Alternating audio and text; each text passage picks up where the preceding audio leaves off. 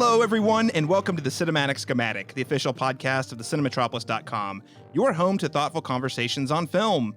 And today, we'll be reviewing the epic Monsterverse crossover that I guess people were asking for it. They've been clamoring for it. I don't know who all these people are, but it came. And it came via HBO Max and also in theaters. There's a whole story there, but we're going to get to that later.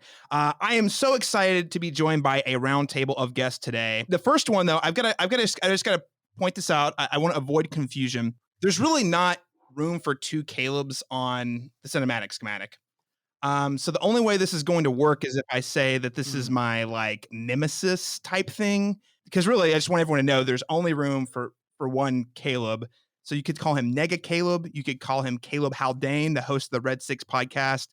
We also at one point had Caleb Alpha and Caleb Omega going on. But I just want you to know, the only one that matters is Caleb Masters. But because he's a Godzilla fan and he's a really awesome guy, I thought Caleb Haldane, welcome to Schematic.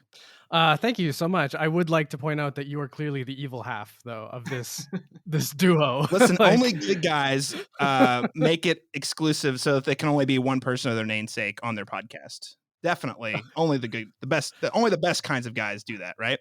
I mean, is this the Caleb versus Caleb showdown? That's right. No. It's been years in the making. So, ladies and gentlemen, of course, you can hear our other two very special guests, the co-founders of the Cinematropolis, Jacob Burns of Planet Thunder Productions. Welcome to the Schematic. Thanks for having me and not fighting me. That was a much more gentle intro than.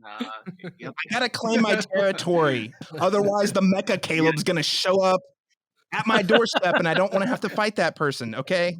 Fair.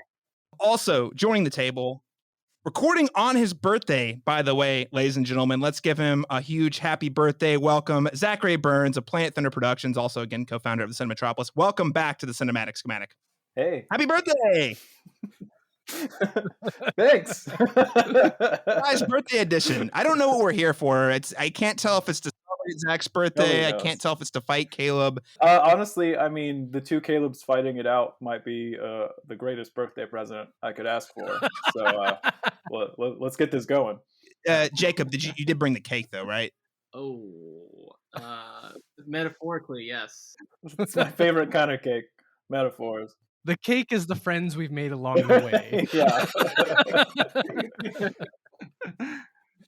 I mean, Godzilla always works best when he's a metaphor, so. It's true. Very fitting for this episode. Ladies and gentlemen, we are here to review Godzilla versus Kong. We are super excited. I know I made the joke, who is asking for it? Well, these people at this podcast table, that is the virtual podcast table, this is the people who have apparently been claiming for it. So we're really excited to dive into. We're going to start with a spoiler-free review of Godzilla versus Kong, and then in the second half of the conversation, we'll have a spoiler-filled, I don't want to say analysis because this is Godzilla versus Kong, but hey, maybe there's some analysis to be had, but we're at least going to dive into the details of the spoiler. But before we get there, I do want to remind you that if you enjoyed this conversation, please remember to rate, review, and subscribe to the Schematic on your preferred podcast app, especially if you're on Apple Podcast. If you could drop us a rating and review, that would really help us rise to Kong level status. And who out there doesn't want to get the Schematic to Kong level status? I mean, we could use it. So be a good Kong friend. Give us a rating and a review. All right, fellas. Well, before we jump into our spoiler-free review, I wanted to break the ice, since this is really the first time I think I've been at this virtual podcast table with the three of you together. And the question I brought to break the ice, so to speak, is removing Godzilla versus Kong, which I'm sure we'll all find out that we think is the greatest versus movie ever made. What is your favorite versus movie? There's a lot of options out there, and I don't want to put words in anyone's mouth. So let's start with the birthday boy himself, Zachary Burns. What is your favorite versus movie? I mean, that's a big question. I mean, I guess I'll decide to limit myself to specifically Godzilla versus something movies.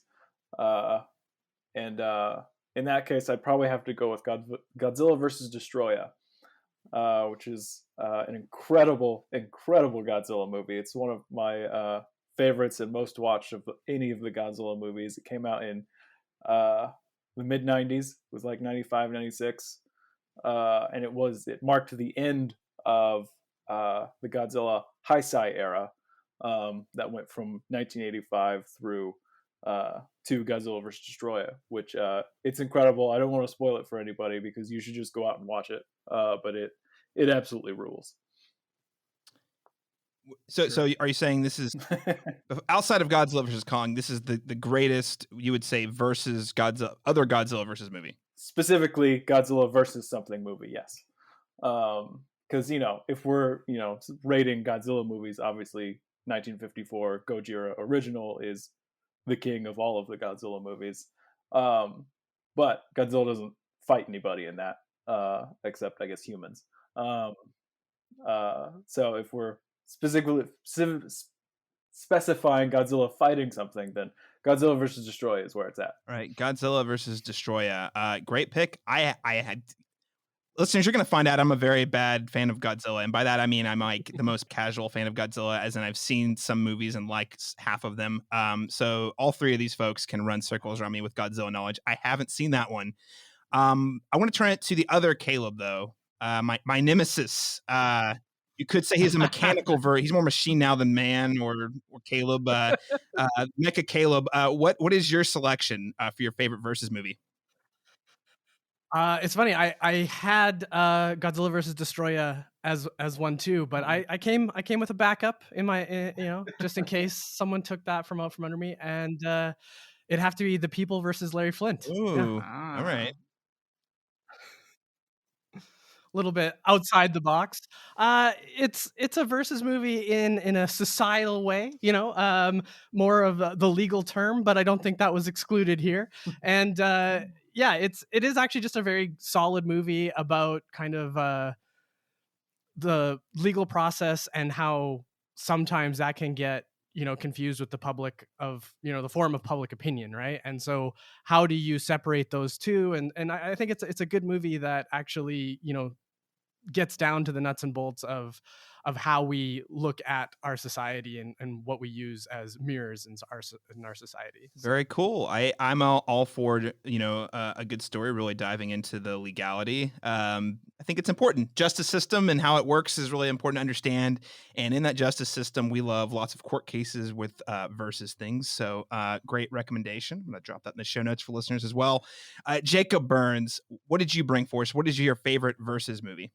Well, I'm excited that no one picked it because it's also, I believe, this movie's 10-year anniversary. Scott Pilgrim versus the World. What can you say about the movie? It's just great. I'm a fan of the graphic novel series as well, but the movie, it's probably one of my most rewatched movies in my life. I probably watch it at least once a year. At some point, it's just a good, fun, makes me feel good. The fights are fun. The effects are cool. Very awesome style. Just awesome movie. And would you say, hitting 10-year, again, wonderful Edgar Wright movie, would you say it's held up, Jacob? I would. I rewatched it actually just a few weeks ago. Like I said, it's one of those that just gets better every time. I feel like I find more, or there's new jokes or new moments, character moments and stuff like that pops out, and it just kind of it feels richer. Like it's honestly the first time I saw it in the theater, I was like, that's pretty good. But it's just kind of stuck with me, and I keep rewatching it over the years, and now it's one of my favorite movies. That is a great one. Another one I like to revisit often, and that leads me to my pick, which actually was also Scott Pilgrim versus the World. But I'll tell you what, though, I'll talk about another guilty pleasure versus movie here in a second. But I'm like thinking Joe versus the volcano. I'm thinking Monster versus Alien. I'm like throwing all the verses out there. I just rewatched Batman v Superman: The Ultimate Cut in preparation for that very long Snyder Cut. And let me tell you, ladies and gentlemen, the Ultimate Cut's better, but it's still not good. So I just did positive verses, and Scott Pilgrim is the medicine. It's just the humor, the comic book adaptation. I think it does it better than at least better than most comic book movies, I would say. Just the way it's able to marry what comic books are able to do via the panel, via the media of film. And yeah, it's just a great movie, very rewatchable. I still wonder if they couldn't have ended it a little differently, but that doesn't take away from everything I absolutely love about it. So since Jacob really took my thunder there, I'm gonna jump on the Freddy versus Jason train. Guys, it's not good. This movie's trash. In fact, this movie is so bad it's good. I would make the argument. It doesn't follow any of the rules established in the other movies, except for when it randomly decides it wants to. I think Robert Englund's having a blast. Jason is inhuman, and I know he's inhuman in most of them, but I'm saying he's the size of the freaking Hulk in that movie, and so he's just pretty terrifying. Is it good? No. Has it held up? I would say no, it hasn't held up at all. But I gotta say, anytime it's back when I had cable, anytime it would be playing, I would stop what I was doing to finish it. And the nice thing about it, it's also only like 90 minutes or something long. It's very short. I need anytime I can see Robert Englund playing Freddy Krueger, I'm up for it. So honorary mention or best bad versus movie that's actually kind of good, Freddy v Jason. Have you guys seen that or remember it at all? I've only seen bits and pieces. I've never seen it. Yeah, same here. Okay. Well, I'm sure it's great. No, it's not. It's a guilty pleasure for sure. Okay. All right. So now that you can see where the table's coming from, we've got some Godzilla fandom, we got some Scott Pilgrim fandom, and the question you might be asking yourself is, how is this going to work out in our opinions for Godzilla versus Kong? So without further ado, let's go ahead and jump into our spoiler-free review of Godzilla versus Kong. We need Kong. The world needs him to stop what's coming. And this child, she's the only one he'll communicate with. I knew that they had a bond. She had nowhere to go, so I made a promise to protect her. And I think that in some way, Kong did the same.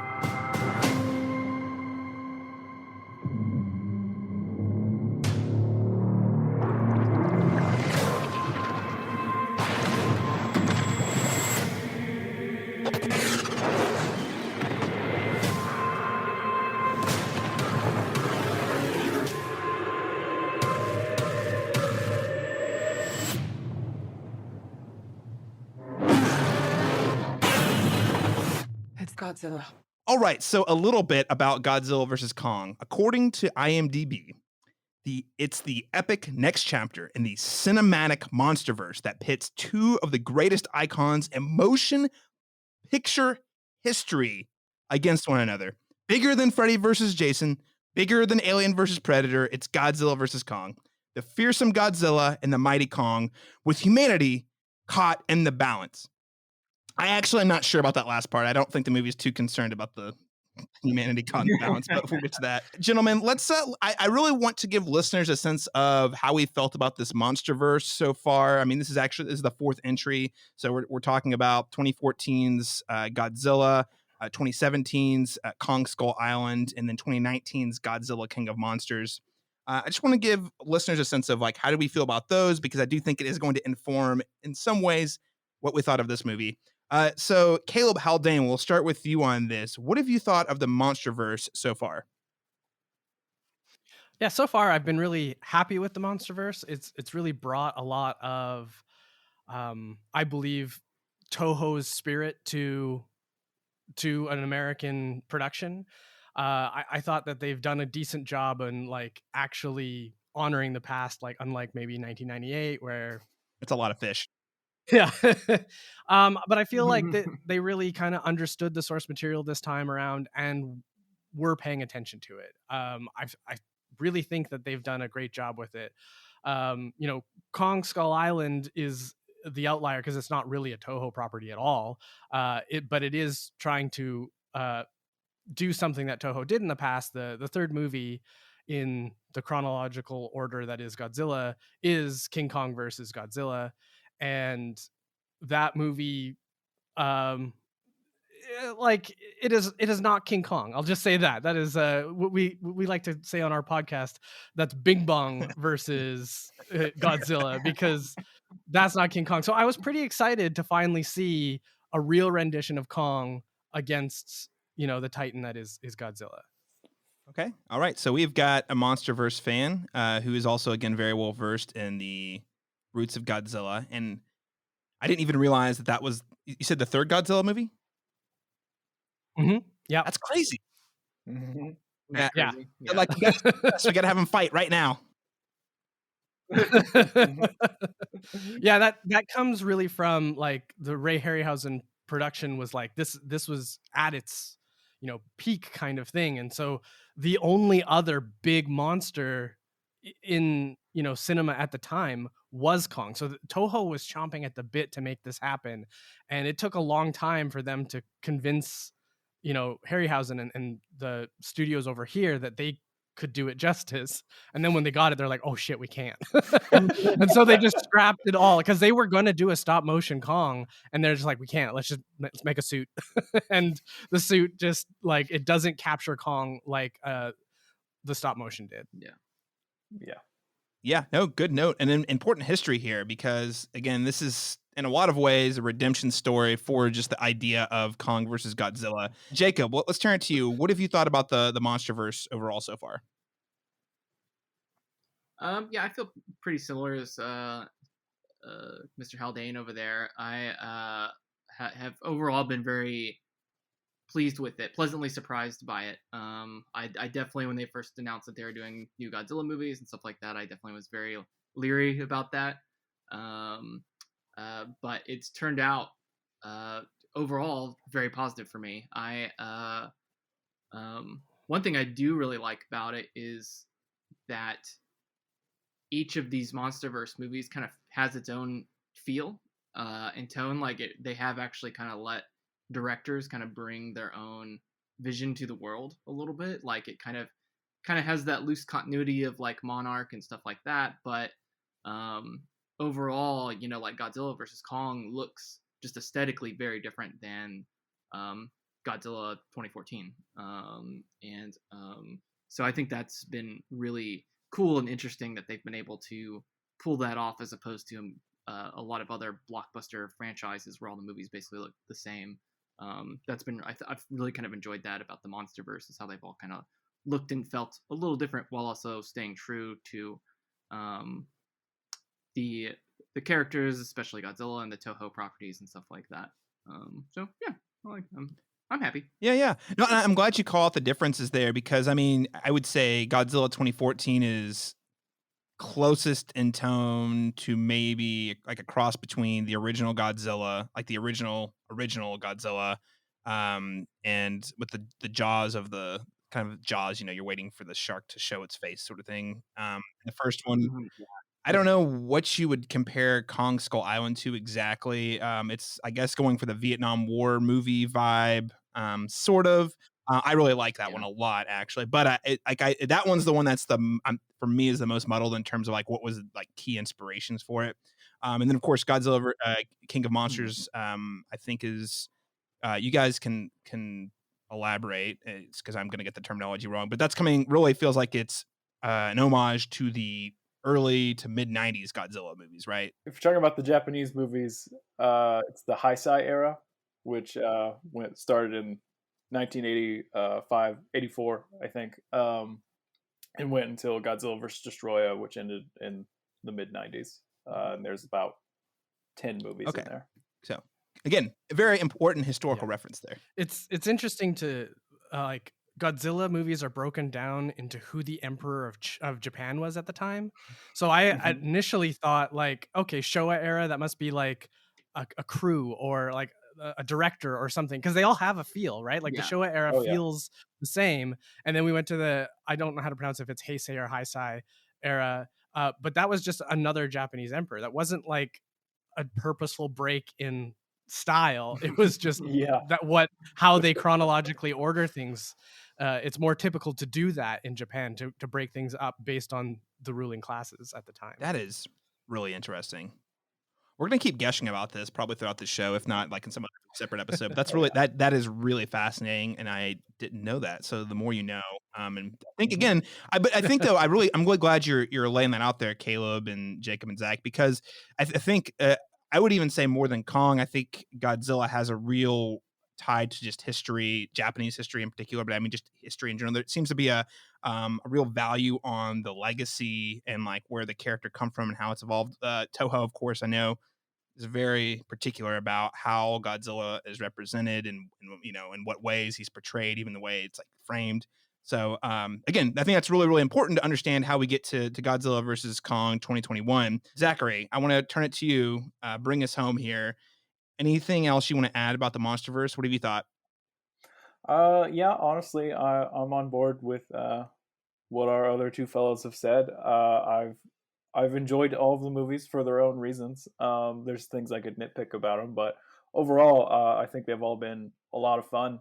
And they've really each movie has kind of been trying to do a different thing. It's kind of had a different goal and tone. And I think more or less they've each been successful at doing that. So it's been a pleasant surprise with each movie, I think, for me. Okay.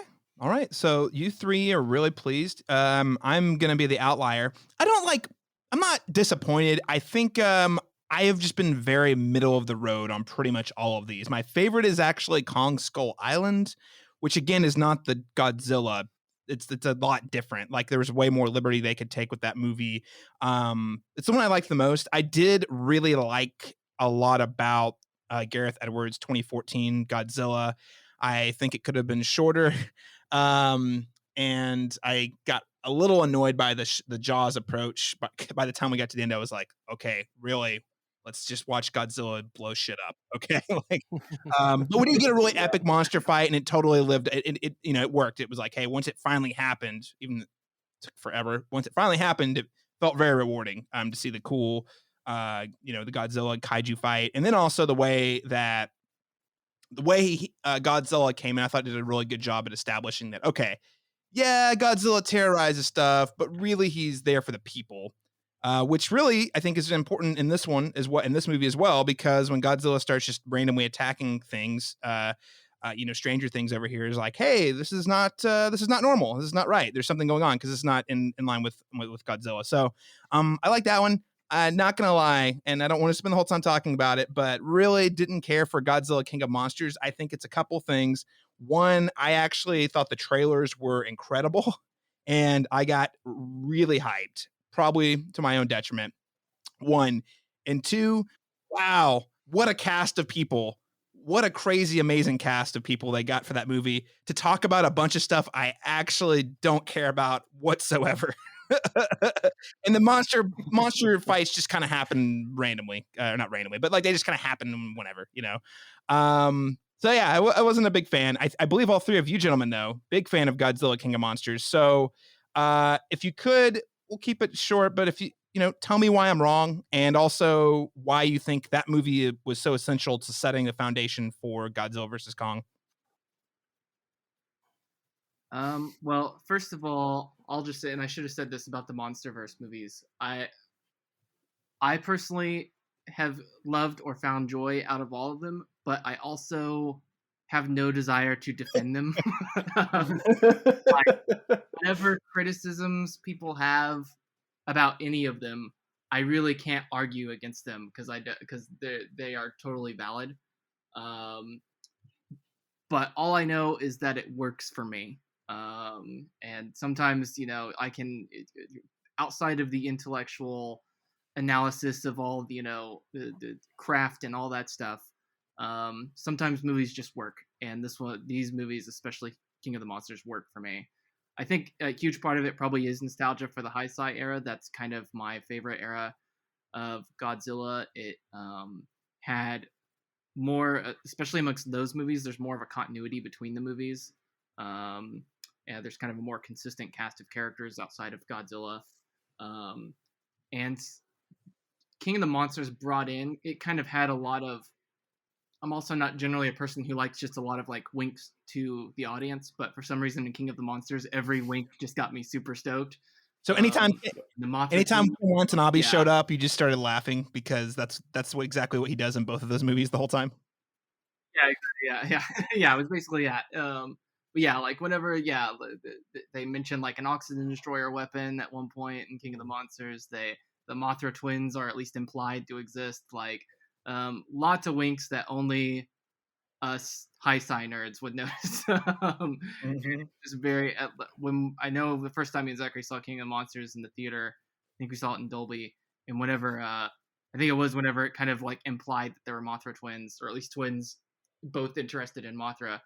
I think me and Zachary just like gasped out loud. We're like, I'm sure no one else had any idea why these two losers were gasping so loud. Of course, the movie doesn't really do anything with it, but it was still just like, like I just didn't expect to see that in an American Godzilla movie. And so, so yeah, for me, that's a lot of the things that, and plus it was just cool to see like the other monsters like Rodan and Mothra and Ghidorah with those special effects, and I thought they did really great with like the visuals, and the way they revealed the monsters. Yeah, it was just a lot of fun for me. It's such a funny reveal, the Mothra twins. It is literally only for people who know that they exist, because it's just like, I'm gonna show you the same actor with a different name. Like, it's great. Yeah, awesome. it's great. It's great, but it's so subtle. Like, some people are just gonna be like, oh, that's a different name. I didn't even pick that up. Yeah. Like, I just thought she was all over the place. But I totally agree with Jacob that the world feels very high sci in the way that it's like it's got some continuity. But King of the Monsters specifically does feel a bit Showa to me, because it's just like, this brawl of monsters. And I even love, like, I hope, and I don't know, this is definitely me hoping that they go this route, but I want the Lannister to actually be from Planet X, and the whole time he's just trying to make Mecha Ghidorah again. Like, if that pieces so many plot holes up, because like their logic is just so bad, right? Like the logic of like, we need to fix the world by nuking it is just like, whoa, hold on. We've skipped some steps here. I'm not seeing how these connect. But if it's like, if we bring mind control back in, we bring Planet X back in, and we bring like the same motivations that Planet X had from the original Showa era, it's like, whoa, hold on. Now all of a sudden this kind of does make sense. This is all just a ruse to confuse the scientists. In reality, it's trying to get Mecha King Ghidorah back. Like that, whoa, that would be so amazing. Listen, I will say that would be, Caleb, here's the thing. Even though I really didn't like that movie and found it, like you just described, to be basically nonsense without that little plot point, I would if that actually were to occur, I would retroactively like King of Monsters more. Like more the nonsensical, like comic book logic, patching up plot points, and me being like, oh my god, it did make sense the whole time. It was all part of the plan. It's all your point of view. Yeah. Like it really could work out that way. And I do understand why people are frustrated with the nonsense, but like, if you dig and it's there, it's like so gonna fix that problem. So what I'm hearing is we're gonna bring back Charles Dance, aka Tywin Lannister. What if we say Godzilla King of Monsters is in the same continuity as Mank, and he's actually been around for a really long time? He's William Randolph Hearst and Mank, and then he goes on. He's actually from, what do you say, Planet X? Planet X. I'm not familiar with this, but that's why he hasn't aged. That's why he wants to nuke the planet. It's why his plan is great, because he's trying to foil humanity. He's trying to run creatives out of Hollywood, and then he's trying to destroy the planet. I mean, I think those two go hand in hand. So just a little background on Planet X. Like it's kind of it's in the Toho universe as well as outside it. In the 60s and 70s, it was this common thing to say that there's a shadow planet of Earth that always is in the shadow of the sun. So you can never see it because we're always in complete opposite orbit of it. And this concept permeated through lots of sci-fi at the time. Well, I don't know why Toho decided that they were going to pick it up, but it's my favorite Showa like storylines is the Planet X stuff. They go to it a couple times, and it is just so bonkers. It's a lot of fun. Yeah. There's a lot of aliens in especially the Showa The era. Showa era, They're the main villains in almost half of the movies. I would agree, yeah. All that to be said, I don't know if we needed to know that for Godzilla versus Kong, but you know what? Boy, howdy, we're bringing the goods to this movie that doesn't have a lot of substance behind it. So we got the substance first. Let's get to the fluff. Let's get to did this movie actually live up to the hype? Zachary Burns, I'll start with you. Again, it's your birthday. I want you to get the first word here. What did you think of Godzilla versus Kong? Guys, I had so much fun with this movie. I mean, everybody's always complaining about the human characters. In all of these movies, they've complained about the human characters, and that extends even to this one. But especially with this one more than the other ones, I think they've basically decided, okay, the human characters are just comic relief. All of them. Every human character is comic relief in this movie. There's no serious human character. The monsters, the kaiju, are what's serious in this movie. I don't know. I just had boatloads of fun. There's some things I could nitpick and take qualms about, and maybe we'll talk about that a little bit later. But overall, I thought the movie was just a hoot. Setting that last fight in Hong Kong with all those neon lights, just visually was super cool. They gave King Kong a ton of personality. It was just a hoot. So we got one a hoot. We got three outstanding. Let's turn it over to Mecha Caleb to give his review. Mecha Caleb, what did you think? So as the Monsterverse goes, this has been my least favorite of the stories. I feel like they got really ambitious with the human story this time, and it would have almost just been better if it were lazier. They end up trying to connect so much plot together that it just is like, well, if we had just gotten there quicker, if we done things easier, I feel like the story makes a little bit more sense. And instead, now we've got these really convoluted hooks that we have to hold on to get to the next plot point, which almost hurts it, which is it's unfortunate because I don't think they needed to make the human story so convoluted. However, I am happy to report that, basically podcasters save the world. So yes, that's good. Yes, he said good. Podcasters save the world. Podcaster played by Brian Tyree Henry. Podcasters have not ever been so well represented in cinema. Take that, you hacks from Halloween 2018. You guys were bad podcasters. We got a good one. I do want to point out that he's a uber conspiracy theorist kind of nut job podcaster. He's a nut job. Oh wait, now I feel like I'm validating Alex Jones and I feel really gross. Oh my god. I knew that moment wouldn't last. Yeah. Okay, whenever at the very beginning it's like he started talking about his podcast, I was like, all right, perking my ears up. Jacob, on that note, podcasters saving the universe or conspiracy theorists, we're going to dive into that later, but what did you think of the movie? Echoing the same. I really, really enjoyed it. A hoot is the correct word, I think, for it.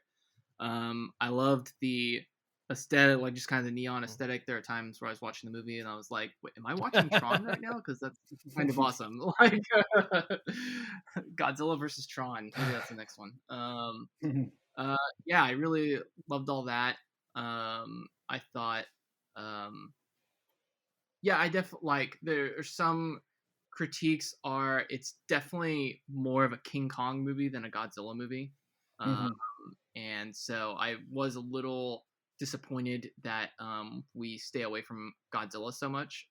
We pretty much mostly only see him when he's attacking or in fisticuffs with Kong. So I would have liked to have seen a little more Godzilla on his own. But let's see what else. But overall, it was just it was a ride. Like I said, it's similar thoughts as King of the Monsters. Whatever criticisms people have, if you can't get into the characters, or you can't get whatever. I'm not gonna defend it. I'm not gonna sit here and argue against that. It's probably all correct. But again, it kind of worked for me. I think I still would put King of the Monsters above it, which I know would put me in a major minority with the world, but still, I thought this one was a lot of fun. Okay. So I think we're all finding the middle ground. I think we all like it to varying degrees because I think I'm probably closest to my my mechanemesis over here, Caleb Haldane, because I'm pretty middle of the road. I still don't think I liked it as much as Kong Skull Island. I probably liked it about as much as I liked 2014 Godzilla, which was another movie. Gosh, these Godzilla movies get so hyped, and I was not let down as much by that one as I was by King of Monsters, but I definitely walked away feeling like I liked it, but definitely not as much as the consensus on the internet. And I feel the same way here because I'm with Caleb. I actually find the nonsensical plot distracting. And even though it's quote unquote not important, I honestly just wish they wouldn't have even tried to explain it. There were like 20 minutes into the movie. I was like, why are we spending so much time explaining why do they need to go to the center of the earth? It inherently doesn't make sense. So like, just take a shortcut. No one cares. Just make up some other reason. You got to go rescue something down there, or the key to everything can just be found there. You don't need like a crazy long scientific explanation about why you need to bring in Kong. I just feel like there was, again, I'm not a screenwriter, but it seemed like they overcomplicated why these two were fighting in the first place and why they were trying to get to the center of the earth. I just would have I'll put it this way, the first 25 minutes, if they had been 10 minutes, I think it would have been just as, if not more satisfying in a lot of different ways. And I know, I like, story is important. Don't get me wrong, but there's two different ways you can approach it. You can do what 2014 Godzilla did, which is kind of subvert audience expectations, which is you're like, oh, we're expecting to get a Godzilla movie where he's destroying whole cities. Well, you do get that, but you don't really see him until the very end. And actually, surprise, the humans are kind of the core of the story. You could do that, or you could just make a movie that's all about the creatures trying to kill each other.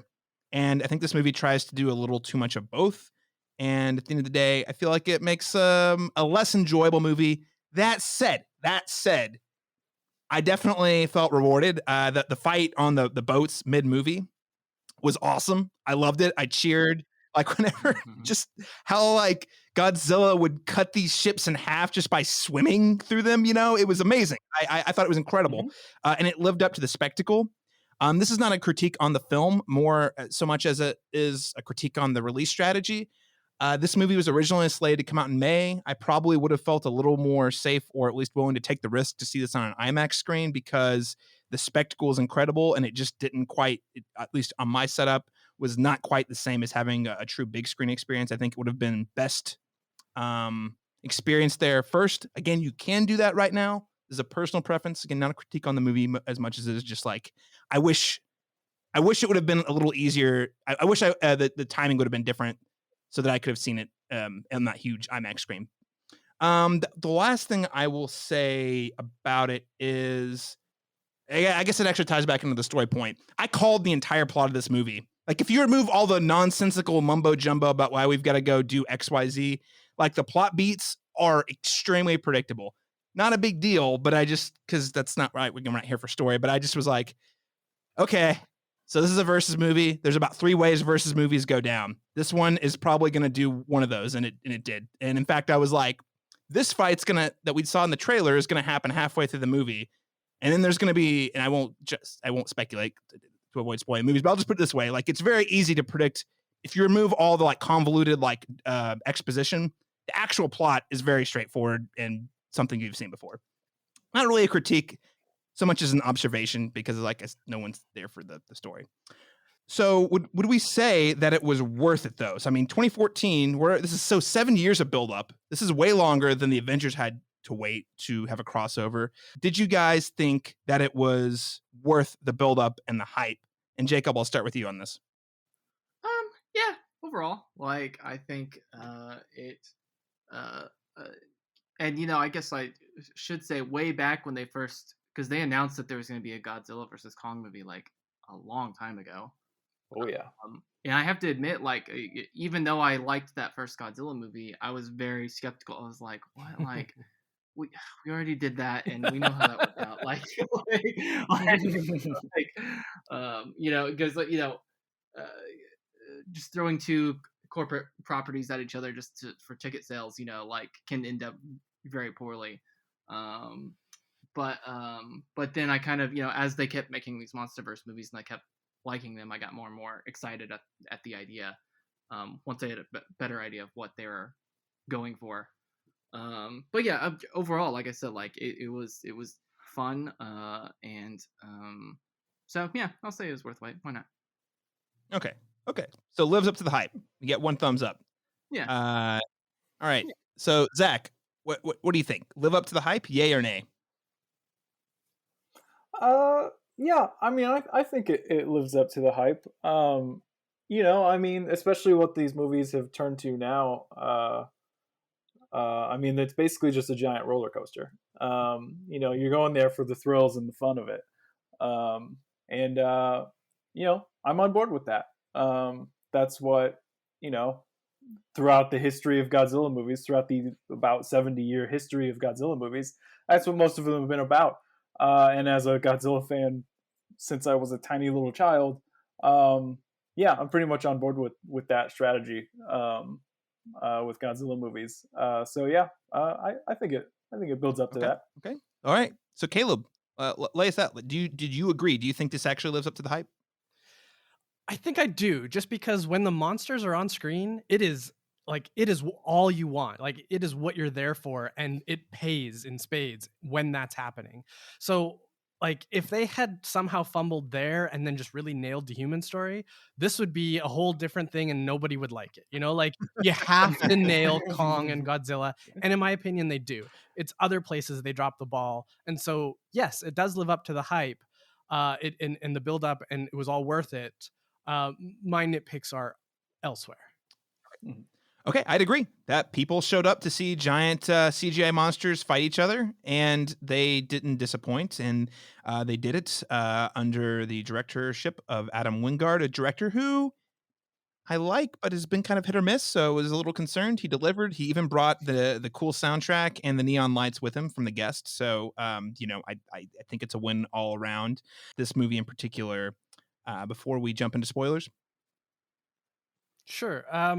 Whereas like King of the Monsters feels like a love letter to Godzilla movies, this one does, I would say, try to just move forward. Like it doesn't have those same nods and those same winks. So it's like scouring the Godzilla past is not going to gain marginal,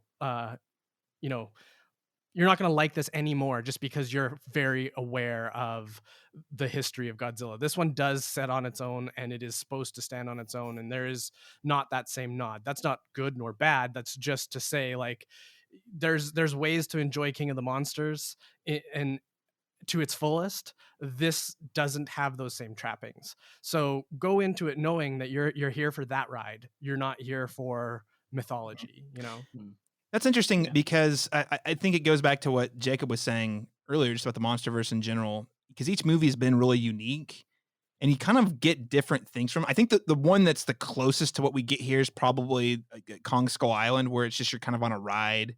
And there's not really as much, if I don't, fan service might not be the right word, but say fan service or nods or winks. The only thing I would add, and again, this is like not really a critique, but so I love Kong Skull Island, but it feels like there's a Kong movie missing. Like there should have been a second Kong movie before this one, because the way everything's set up, I do wonder. And again, we're not here for the human characters, so it's not a big deal. But obviously, you've got those carryovers from King of the Monsters, so you're like, oh, this is the next step in that. Whereas there's pretty much no characters from Kong Skull Island in this movie at all. There's a whole new cast of characters. Kong's at the beginning of the movie is locked in this like observatory type thing on Skull Island. So I don't know. It did feel like, again, I didn't really come to this movie looking for like mythology or connections or whatever. But I did find it interesting. Whereas the King of Monsters connection is very clean and very clear. And even though this is a very different movie, I feel like you could easily watch it chronologically and like understand. Whereas I do feel like there's a huge break of like, there's a whole bunch of Kong story we didn't see between Skull Island and this. So not a criticism, just an observation. Like maybe I don't want a prequel, but it just feels like it feels like there could have been another movie there to sort of like set the stakes for Kong a little differently. But either way, I think I think both films work. Both films do right by Kong. This one in particular, I think they do a really good job humanizing him. And even though the humans don't really matter, they make it work via some of the other human characters. You're able to understand Kong better. So that's how I think humans are well utilized in this movie. So yeah, let's move on to our verdicts here. A letter grade for the movie overall, and then also what is another movie that you would either pair with Godzilla versus Kong or have listeners watch separately instead of the movie. So Jacob, I'll start with you. What letter grade would you give the movie, and do you have any other recommendations for what to pair or watch instead? Yeah, I think I would land probably around a B plus for this one. I think it's super solid, and you'll get lots of fun from it. I think, like I said, any criticisms people have are totally true, but I feel like the movie works. I don't know, it just works. Just and like I said, I just had a ton of fun. Movies to watch with it, I will choose kind of a different type of kaiju movie, a film that came out a few years ago called Colossal, starring Anne Hathaway and directed by Nacho Vigalondo, who also did Time Crimes, if anybody knows who's seen that one. But yeah, I almost don't want to go too much into the plot of Colossal, but it's a very different take on what a kaiju movie could be, and that would be an example of focusing way more on the human characters than the monster. Or is it actually? Now that I think of it, it's a little bit of both. Yeah. So yeah, if you like giant monster movies, this is very, very different types. Don't go in expecting tons of city destruction, but it's just a very interesting take and kind of a really cool use of what those monsters could represent for individuals. So yeah, highly recommend. Colossal is an excellent pick. A movie that I think a lot of people just totally miss because it flew under the radar, like smaller budget relative. It's got Jason Sudeikis, who's on Ted Lasso now, and everyone loves Ted Lasso. So if you like Jason Sudeikis, you like kaiju, Anne Hathaway. He's a very different character. Yeah. Even if he's character's kind of the opposite. But anyway, check it out. Great. That's a good Jacob. I like that recommendation. Caleb Haldane, what letter grade would you give Godzilla versus Kong, and what else should listeners check out? I think I'm gonna have to knock it down to a C plus. Like, I definitely think it could have been elevated into the B tier, but they get so convoluted to try to tie these plot points together, and honestly, lazier construction I think would have served the movie better. Getting to the plot points easier with less resistance probably would have served the spectacle. Instead, we've got some things that really are detracting from the spectacle, and like, come on, we all know what we're here for, right? So that to me is going to be just a C plus, but still a passing grade, I would like to probably pair it with Shin Godzilla. I think that there is a movie that you can see how the plot points really lay out nicely. It's a clean way to get from each of the plot points comparatively to this movie, and you still have great spectacle. So I think that's one I would probably try to pair this one with. Shin Godzilla is excellent. I know going back to what Jacob was saying about wanting more movies like Gojira, like that is probably the closest we've gotten so far. And yeah, just great movie. It rewards rewatches. It's A+ recommendation there, Caleb. Zachary Burns, what is your letter grade? How would you rate Godzilla versus Kong, and what else should listeners check out? I think I'm with Jacob on this. I think it's a solid B. Again, like, I think it's just a super fun roller coaster.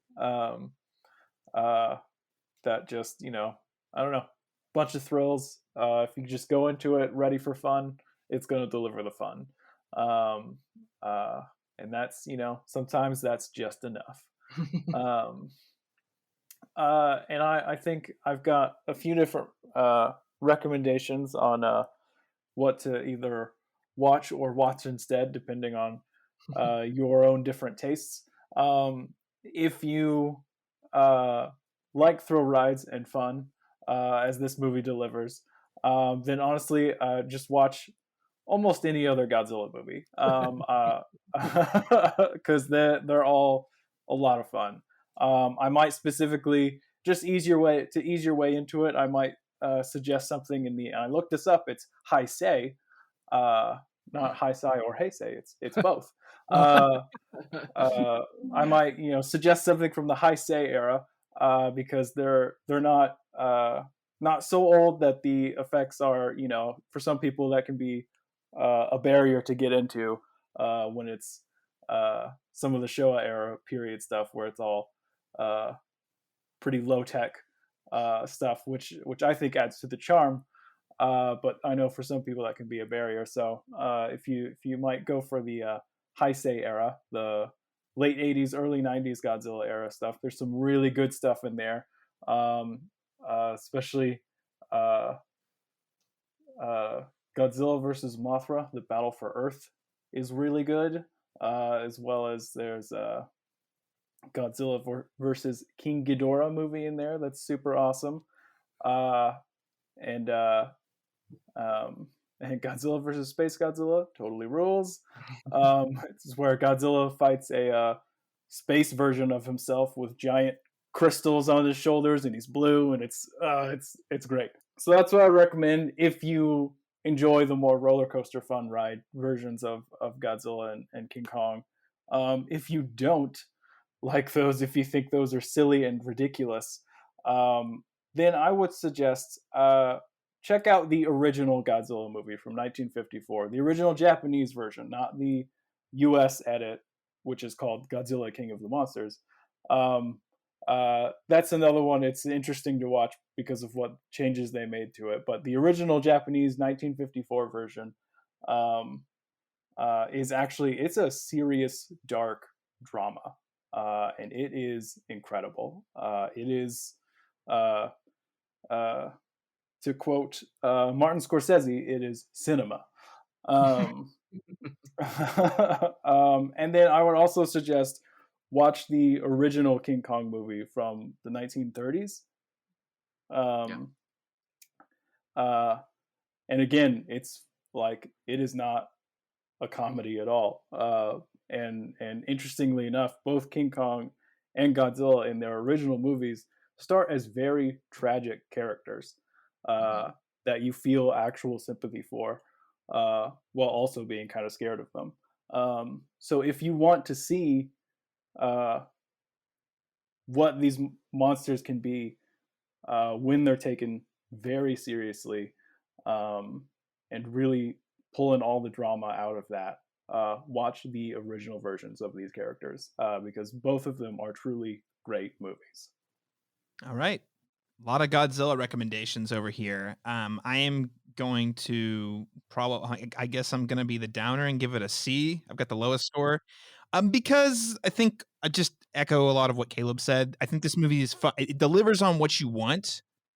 It could have been a lot better if they had just kind of cut a lot of the exposition. There was no reason I had to sit through 25 minutes of exposition because I didn't care about any of that and it didn't make any sense. So it just felt like, I wouldn't say lazy. I'd say don't work harder on your storytelling, work smarter. And sometimes smarter means cutting out stuff you don't need and just getting to the stuff people are there for. And so, C. But I still think it's great. I still recommend everyone watch it. It's a C. I think it's a fine movie. I really, really can't wait to one day see it on the big screen. And I would say to pair with it, I'm gonna go. I guess it's still kaiju related, but I'm just gonna recommend Pacific Rim, Guillermo del Toro's Pacific Rim from 2014, I think, mid or 2010s. That is a great movie if you want to see giant robots fighting giant kaiju monsters. It has a lot of the neon vibes to it that you see in this movie are present there, and that is an example of investing in the human characters in a way that works for the genre, from my perspective. I don't know if everyone agrees, and I'm not as well versed in kaiju movies as these fellows, but for me, I did care about the humans, but the human characters did not take away from the monster versus giant machine fights. So, Pacific Rim, check it out. It's a great watch. All right, gentlemen. Well, I think we have covered all we can without spoiling the film. And for listeners out there who haven't caught up, the first question we're going to discuss is who actually won. Is it definitive? So if you haven't watched the movie, stop the podcast now, go watch the movie and hop back in. Otherwise, go ahead and tune out now.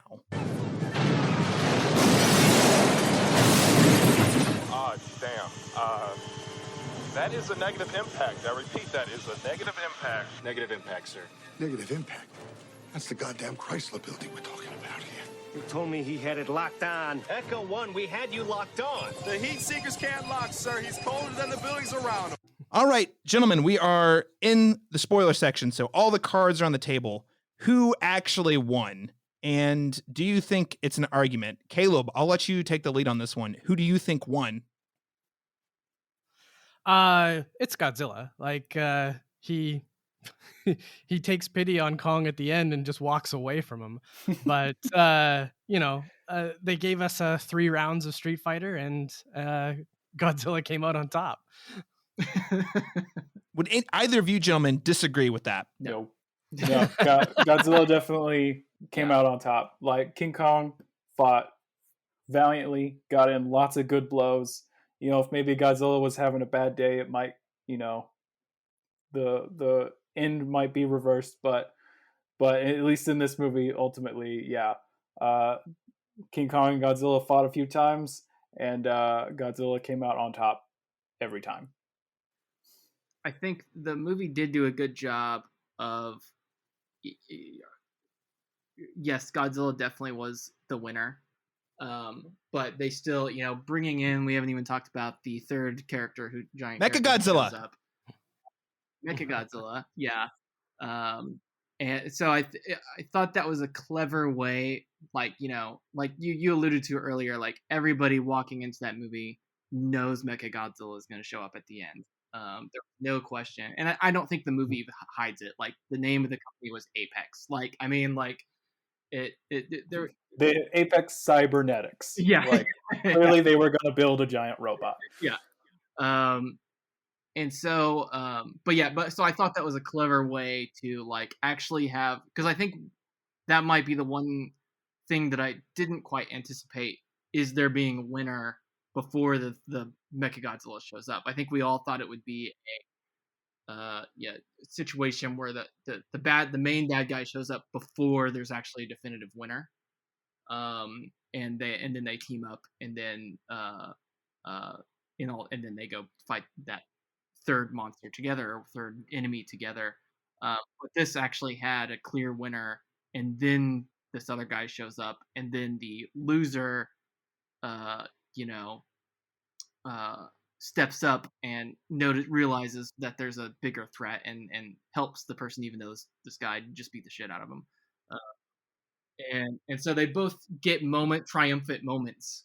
But if the question is who won the battle between Godzilla versus Kong, it absolutely was Godzilla. I never had any doubt that because let's be real, guys. In a real fight, because there are definitely actually Godzillas and giant apes. Like, Godzilla's the obvious winner. Like, I never thought Kong stood a chance. But fire breathing, and I know King Kong's got thumbs, that's great and all, but like, I mean, come on, like, Godzilla's got fire, he's got spikes, he's like charged by nuclear radiation. So yeah, no question in my mind. But I will say, Zach or Jacob, I agree with you. I thought it was going to be a draw, and then they would team up. Whereas, to your point, I don't think there's any bones. I mean, Kong's heart was about to stop. Like, Godzilla clearly just clean the floors with him. So I thought that was a nice surprise. It was cool. I mean, Mechagodzilla was all right. I guess not as cool as I was hoping. I don't really know what I was expecting either. He just, for a Godzilla bad guy, seemed kind of generic, but I guess Mechagodzilla just inherently is that's the point, right? So, like a knockoff Godzilla. Were you guys satisfied with Mechagodzilla? Overall, I think it was cool. Again, I think, we all knew Mechagodzilla was going to come into it. They did it a little differently than what I thought they might. I thought they might, in the original Godzilla versus Mechagodzilla from the 70s, I thought they might go that route where there's Godzilla keeps showing up and blowing shit up and destroying things. And everybody's like, oh, why's Godzilla being so mean? Because at the time in the 70s, Godzilla was more of a good guy. And everybody was like, what's going on? But then another Godzilla shows up and everyone was like, wait, what? There's two Godzillas? What's going on? But then it's discovered that the mean Godzilla was actually Mecha Godzilla in a Godzilla suit. And so I thought they might do some tomfoolery with that, but they did not, which, good for them, because that's just maybe a little too convoluted for people today. But generally, I thought Mechagodzilla was cool. In this movie, I thought it was clever how they brought in the Ghidorah skulls from King of the Monsters and bring that into it, which kind of sort of in a weird way made Mecha Ghidorah a thing, which is fun. That's just a fun thing for me, because I think Mecha Ghidorah, first of all, if you've never seen what Mecha Ghidorah looks like, he looks incredible. He is a badass. So maybe someday we'll get that in one of these movies, but if this is as close as I'll get, I'll take it. But anyways, I'm getting off on tangents. Overall, I thought they handled Mechagodzilla cool. I was a little disappointed in what he looked like, because the traditional Japanese Mechagodzilla, the look of him is super iconic and super dope, super sleek, whereas this one looked more like a robot out of Michael Bay's Transformers movies. Super kind of clunky and blocky. Nothing terribly striking about it. It was just kind of a big box with arms. So I was kind of disappointed in that aspect of it.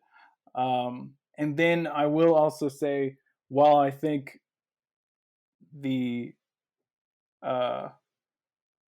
Kong dismembering Mechagodzilla with that magic axe he's got was a really cool moment, but also at the same time it felt kind of weird for me to Mechagodzilla meet his end without Godzilla fighting him, because they are two enemies. Like, the Mechagodzilla shows up again and again and again in Godzilla movies. Like, this is a very iconic Godzilla foe, and then when he shows up in these big Hollywood studio versions, King Kong gets to kill him.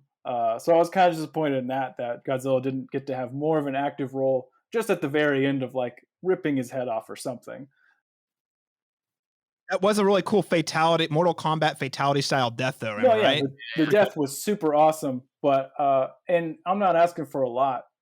Like, Kong could still dismember the crap out of him, but I think Godzilla should have at least been able to get in there at the tail end, and maybe they're both teaming up, dismembering Mechagodzilla. Like, that's all I'm really asking for. So that's an element where I do have some criticisms of this movie. If the Mechagodzilla like skull had landed next to Godzilla, and Godzilla just did the final like stomp on the skull or something. Oh like yeah. Even just something like that would have been nice. Or maybe Godzilla holds Mechagodzilla in place with his tail or something, while Kong rips spine out. Just a little more something. Yeah. Caleb, what did you think of Mechagodzilla? I too wasn't super impressed with the look. I really love the plating design that they've given Mechagodzilla in the past, and this was more like skeletonized. You see the vertebrates, you see like shoulder blades, like you see these like more skeletal features than you see robotic features, and I don't understand why you would do that. Like, why would you expose that level of joinery? Only like, that just seems like a bad idea. So the look was unfortunate. But what I really did like about Mechagodzilla is he's a badass. Yep. Like, he is taking on Kong. It's just like, it's not like, oh no, the atomic breaths are meeting and like, which one's gonna win? It's like, no, like, he's coming out swinging, and he's coming out overpowered. One-on-one would likely have won, and only because of this scenario where it gets to be a tag team against him is the only reason he loses was kind of cool. I never expected them to power up Mechagodzilla to that level, and I liked it. Yeah, I do think I think I'm on the same page with all of you, which is I thought the fight was cool. It was mostly the design I had qualms with, and like I said, I didn't have specific expectations, but he just smelled a little bit of like generic CGI monster, and we just get so many of those. Where I think like again, not having that context of knowing all the different Mechagodzilla designs, I would have liked to have seen something that felt like a little more unique and memorable. The fight itself, though, was super cool, and I did really like again. I hear you guys. I think if Godzilla had been more active in the demise of Mechagodzilla, that would have been great. But King Kong ripping the skull out like straight out of Mortal Kombat, it was cool. I cheered out loud. I thought it was awesome. Yeah, it's great. Okay, so I do want to close out just by talking a little bit about the future of the Monsterverse. Now, one thing we haven't talked about at all in the spoiler section yet is they do go, even though I think the way they get there is way too complicated for its own good, they do get to the center of the earth, which we find actually, what is the actual term? Hollow Earth. Hollow Earth, and it feels, and I'm sure it probably came first, but when I was watching it, I was watching my girlfriend. I said, "Hey, look, it's the Savage Lane from X-Men. We got there, awesome!" Because it's basically what it is. Like, if you go deep enough into the core, you find there's a whole like dinosaurs and extinct creatures are still alive. So, question from me for someone who's less well read on Godzilla mythology: is this something that exists in Godzilla lore previously, or is this a new thing? No, this is a Legendary Pictures adaptation. It really, like, the Hollow Earth is really like an actual conspiracy theory in, some crazy subreddits out there. Like, it comes from Conspiracy World land, and then Legendary Pictures decided to adopt it. It is not part of the original Toho lore. I actually, Caleb, that context makes me actually now dislike. We do not need to adapt conspiracy theories to the big screen, because even if it's in a crazy movie like this, people will believe it. Okay, that's a whole other podcast. What did you guys think of the Hollow Earth idea as a whole? Did you think it was kind of cool? Do you feel like it effectively set up follow-up films, or do you think this almost sort of like answers too many questions all at once? I wouldn't mind going first on this one. I kind of do like it. To give them a network of like being anywhere at any time does kind of, solve a problem that we can potentially have in these versus movies going forward. Is just like, well, isn't it convenient that they're always just in the same place on planet Earth? Well, no, they're, King of Monsters now has set up that they are attracted to each other. There's apex predators, and the apex predators need to show their dominance, and so we can set that up pretty easily. So the reasons why they fight and getting them close to each other, Hollow Earth does kind of solve. The problem I had with Hollow Earth is they used it in a convoluted way to solve problems that are far easier to solve in other ways. Like, they want to give him the axe, right? Like, we need to give Kong Stormbreaker. Okay. But like, the easiest way to do that is just to do it from the first fight, right? Like, what if in trying to escape from Godzilla in the first fight, he's ripping and tearing and manages to pull one of those dorsal fins off, one of the smaller ones?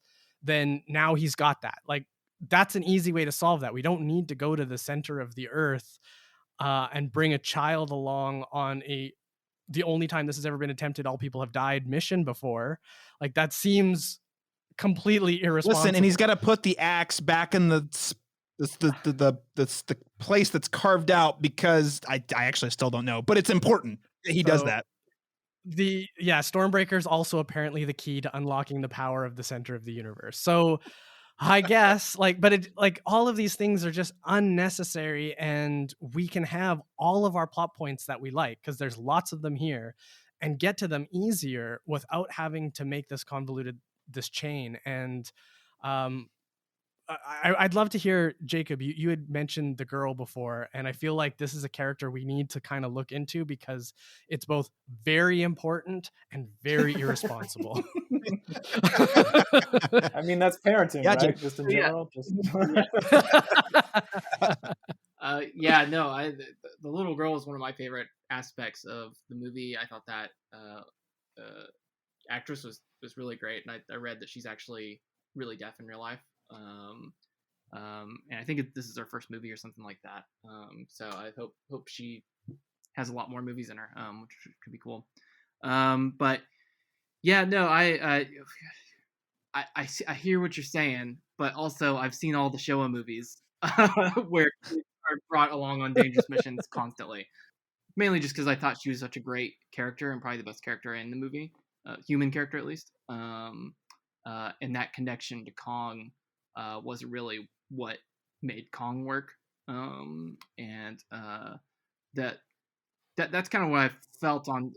It worked so well with Kong. I wish there had been a something like that for Godzilla in this movie. You've got Millie Bobby Brown, but she really wasn't. She's kind of so focused on her mission. It's not about that connection to Godzilla or anything like that. And so I kind of wished maybe there had been a character like that for Godzilla on the other side. But yeah, no, the little girl was by far one of the best aspects of the movie, I thought.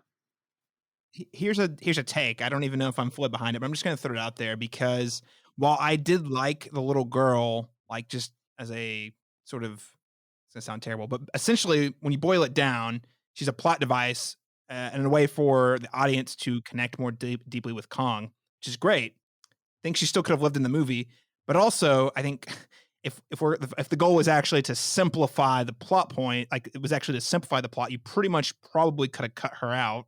The reason you need her is to convey exposition to and from Kong. If you want to focus on the monster fights and not going to the Hollow Earth and all of that, you don't really need her there, at least from a plot perspective. Again, I think as far as like cinematic storytelling, I really like that character. I think she adds the human element that you need for Kong. And I agree, Jacob, that Godzilla probably should have had a similar counterpart, which is again where I just feel like there's some things the setup for this film the previous film set up really well, and other things they didn't set up well at all. I don't know. It's kind of like I feel like she's unnecessary, but I kind of like that she's there too. If that makes sense. I think she's one of the few aspects of certainly the human characters that she is more necessary than any of the other human characters because she does give us that connection to Kong. Because without her there, then Kong is just Kong. She does a lot to humanize Kong and to get us a lot of empathy for Kong. And so I think she does, while maybe she's not as important to the plot, I think she's very important to the character. And developing character is, at least for me, that's the shit that I really love more than whatever the plot's doing. So I think she's actually really important to the movie. One more note on the girl, which I thought was interesting, is she kind of feels like the next step in evolution. Like that's been important to every King Kong movie ever made.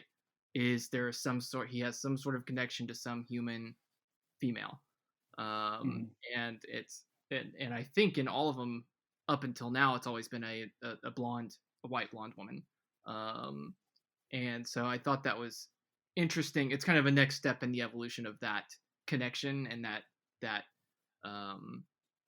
that character, which I thought was cool too. Yeah, I think that actress did amazing. I do think this is like a you gotta cut your darlings moment, though, as they could have just combined the character development into one character and just made it a simple, this is the scientist, right? Whether that person needs to be a white blonde woman, that like obviously we could make her a person of color or anything else, and that still works. I think you do have to make the feminine mirror the masculine. That's always been the point of Kong, but it didn't have to be a child. Like that's where my problem is. And I agree, she acted amazingly. She owned the screen when she was on the screen, but she also made the movie more convoluted, and made it just reckless. Like literally this flight has only been attempted one other time. All members died. Let's put a girl on it this time. It just doesn't, like, it's so hard for me to say that like this is a good choice. Like this is the child gets no agency in like making that choice either. It's just like, well, get on the ship. The Kong it's time to whisperer, go. get up here. Yeah. And at this point in the movie, we know Kong understands ASL. So like we know the scientist has ASL. It's just like these things fall apart because you're trying to make this more convoluted than it needs to be. Like you said earlier, Caleb, like it's not that this movie's lazy. It's anything but lazy, but it is irresponsible with its decisions. And I do think it could have had a cleaner edit where we have all the things we love without having to muddy the water with things that don't make sense. Yeah, I agree. Also, I'm just going to throw out there while we're talking about things we don't like. I really hate the main guy, author dude. I really did not like him as a. And I don't know if you were supposed to or not, but he just drove me. I didn't like him.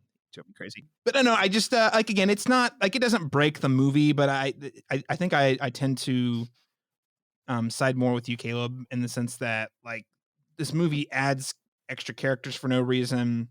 It makes story choices that are unnecessary when really the only like potential value it adds is that maybe you could argue, depending on what if they do anything next, like you could argue that it's them just world building for the next movie. There's not actually a plan for a next movie at this exact moment. So I feel like that's kind of reckless to say that's what it was.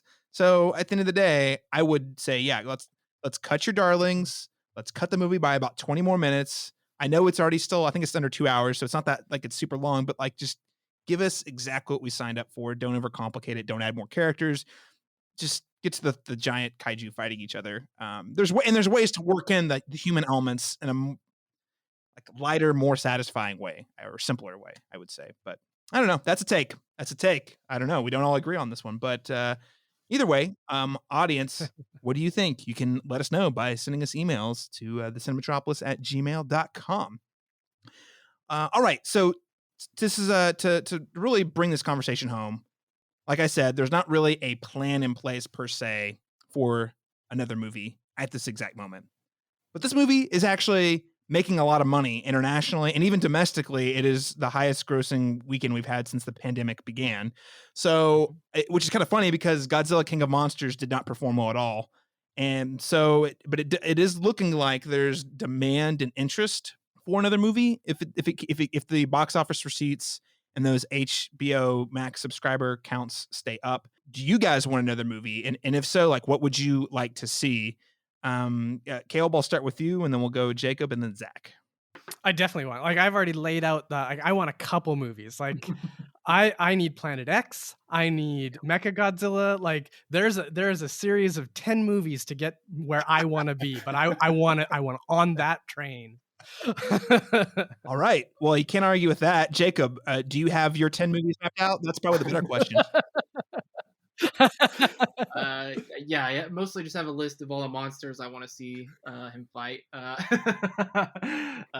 Yeah, no, I'm totally on board. I think, like I think, like you said, I don't think any of these movies are perfect, but they have brought me tons of joy.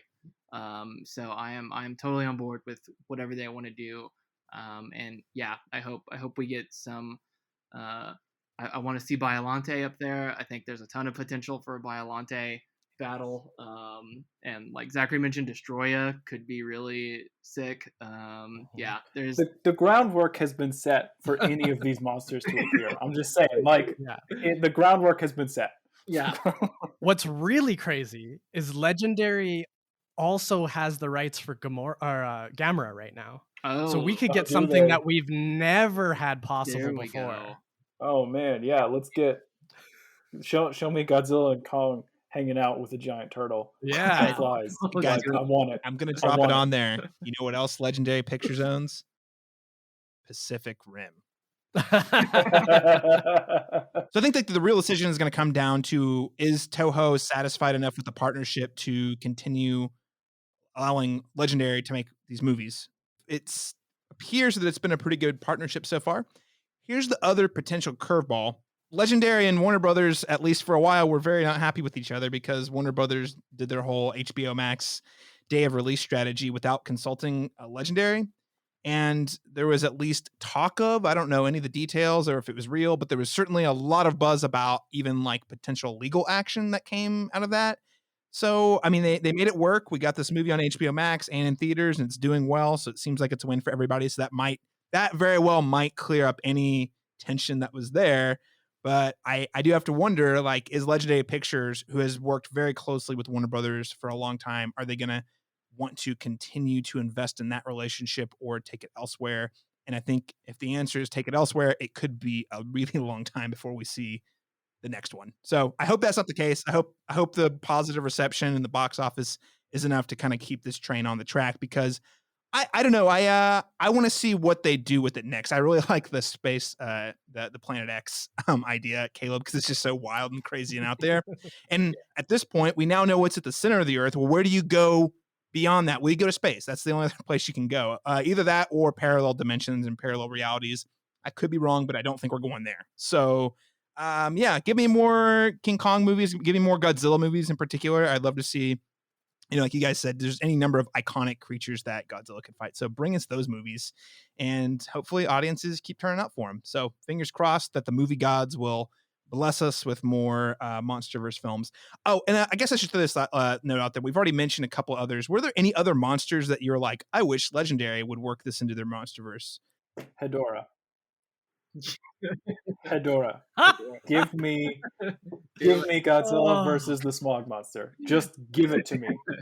Man, I want Godzilla fighting sentient pollution sludge. Give it to me. I just don't think there's any way you don't get Biollante before you get Hedorah. It's the same ecological struggle. Yeah. Okay, that's fine. I want both. Do you also want the crazy psychedelic go-go dancing? Yes, I do. I want all of it.